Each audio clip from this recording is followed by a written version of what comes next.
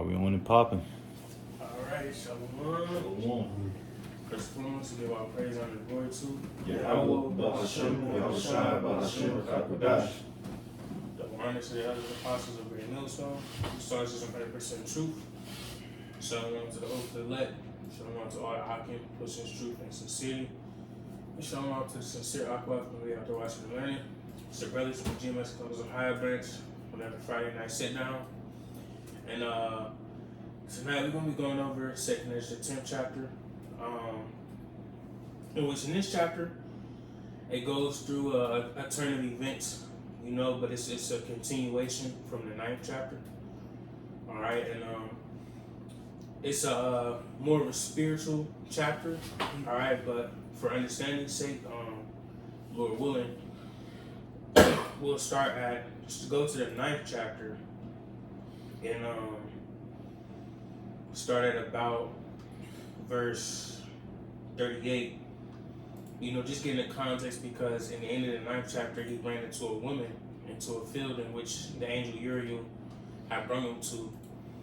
Okay, so we'll start there just to get the continuation, and then we'll jump into the 10th chapter. All right. This is 2nd Esdras, chapter 9 and 38. Yep. And when I spake these things in my heart, I looked back with mine eyes, and upon the right side I saw a woman. And behold, she mourned and wept, with a loud voice, and was much grieved in her heart. And her clothes were rent, and she had ashes upon her head. Right, so, you know, going into this, you know, Ezra was sent to this land, or to this field, right, and he came across this woman, in which, at this point, Ezra was going through a fast. At this point, he was breaking his fast in the midst, right? So he was sent to this field. Tell him to eat the flowers. Yep. And he came across this woman as he was doing his thing, right? You got it?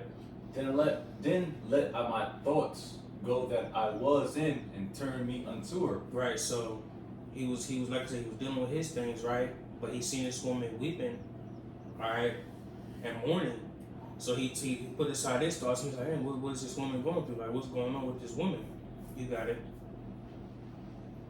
Verse 40, and said unto her, wherefore weepest thou? Why art thou so grieved in thy mind?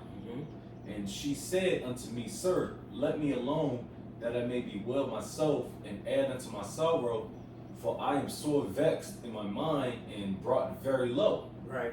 So the queen asked her, what's going on? Like, why are you going through this? Like, why are you so grieved? Why are you weeping?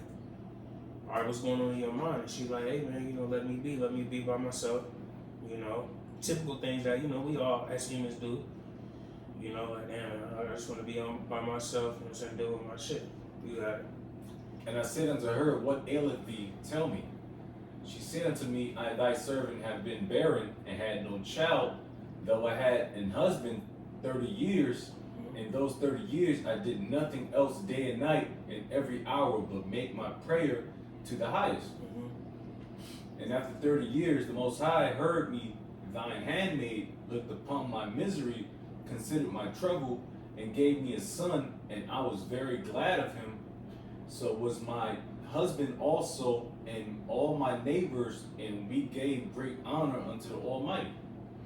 Right, so, you know, she's going over her, you know, giving the breakdown pretty much.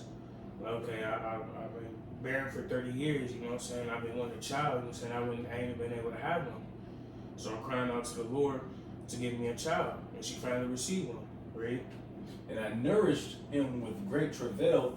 So when he grew up and came to the time that he should have a wife, I made a feast. Right, and that's the end of the chapter, you know, so understanding.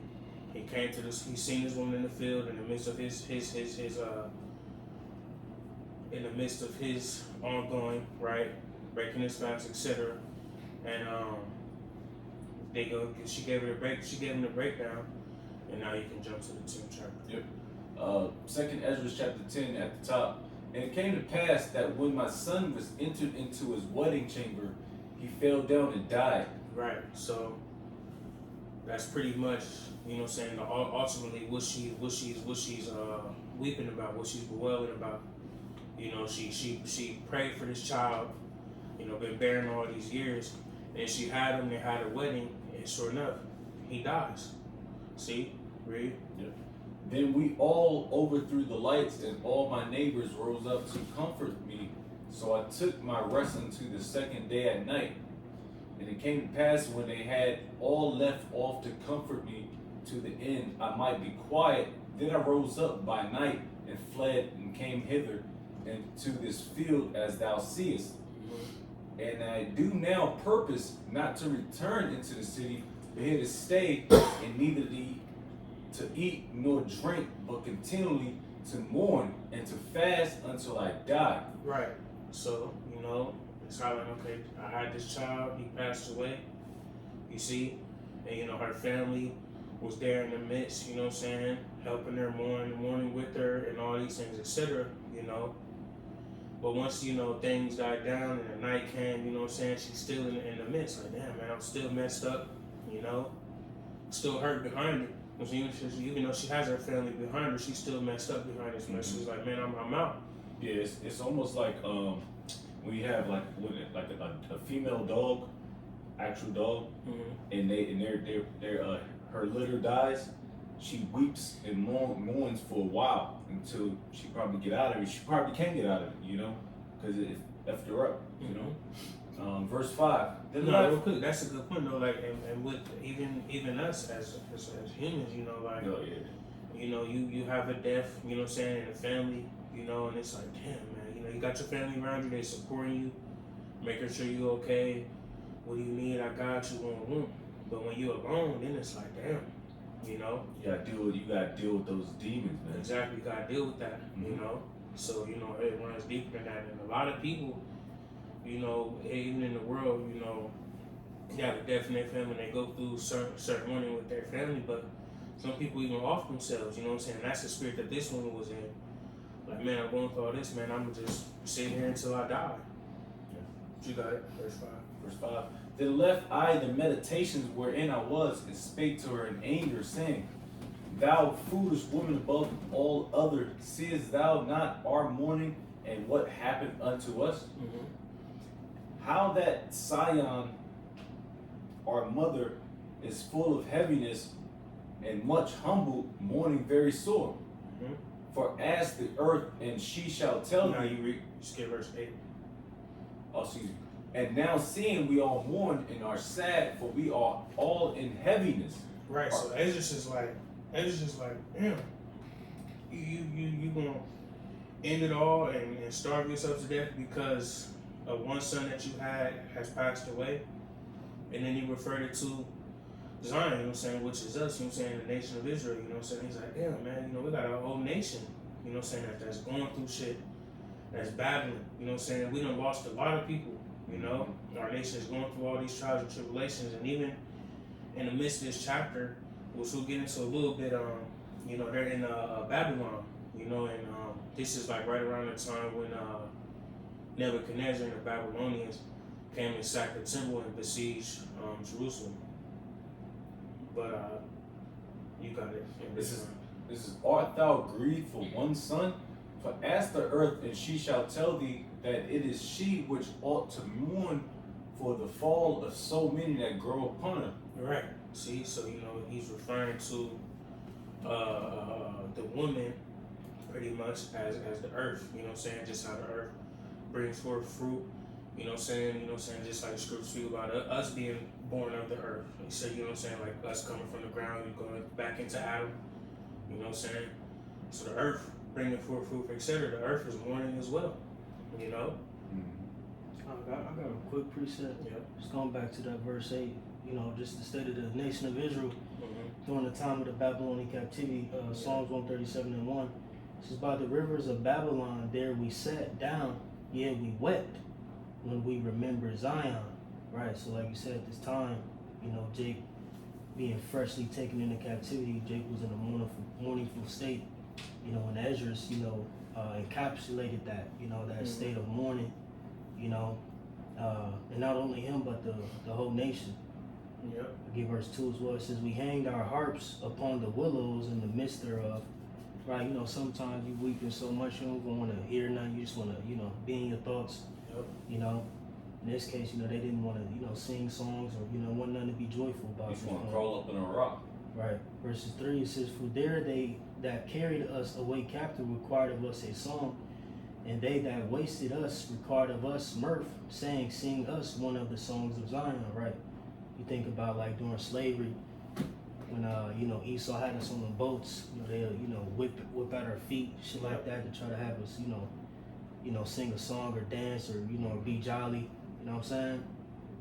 Verse 4 says, how shall we sing the... So real quick, I just always, every time I always think of that movie, Goodbye Uncle Tom. Yeah. I think it was the beginning where they crossed the river. Yeah, and then they, they told them like, hey, you know, make a song, because I think they had a few slaves that had instruments, and they told them to make a song because they was walking all sad, so they try to up their mood and shit. You know what I mean? Yeah, keep them productive. Mm-hmm. Verse 4 says, how shall we sing Yahweh's song in a strange land? You know? Again, you know what I'm saying? Like, it just encapsulated that mournful spirit that Jake was in. And then likewise here. I mean, you know, we got joyful days, but really it's like, what is there to be happy about in the totality of being in Babylon the Great America? You know what I'm saying? You know, at least for us being in the know. Again, you know, we don't let that, you know, deteriorate our spirit. You know what I'm saying? We got high hopes because we, you know, hoping a better promise, you know what I'm saying, for to come. But again, you know, a lot of Jake don't understand that this is our captivity. You know what I'm saying? This isn't our place where we should be, you know, in a happy ass state all the time. Right. Like the scripture say, a righteous man scares smile a little. You know? And now that's a spiritual say that though, because, you know, it's like when you pay attention, you know what I'm saying, these heathen, you know what I'm saying, primarily Esau has whipped Jake in shape. You know what I'm saying? And that's why Jake is able to act like, you know what I'm saying, or feel like they're winning. You know what I'm saying? They can be jolly and make music and this and that shit and, you know, live their everyday life as if nothing's going on. Like the brother said, when you in the know, you know the truth, and you know the depth behind what we deal with, and you haven't put the things that we've been through as a nation behind you. You see, you able to be like, man, this ain't shit, man. What the hell? You know, and that's why, you know, and even to bring it back to this chapter, we're able to deal with the pain of our everyday life because we understand. You know what I'm saying? Because we've learned to grow like, damn, this is just what it is. You know what I'm saying? This is our trials and tribulations at the time. And just like Ezra is telling this woman, because we all deal with shit on a day-to-day basis. We're like, damn, I'm fucked up about this, you know? But with understanding, it's like, damn, there's so much more that our nation deal with, that we all deal with, you know? And that's one thing that I'm sure we all do when we deal with shit. We eventually come to that realization, like, damn, I'm not the only one dealing with this. I'm not the only one fucked up. I'm not the only one losing family. I'm not the only one dealing with personal problems, etc. You know? And just like Ezra was telling this woman, our whole nation is jacked up. You know what I'm saying? Our whole nation is going through things. Our whole nation is lost, you know, and hurting. So for you to want to end it all over one child that you had, is it worth it? It's not. But Yeah, you got.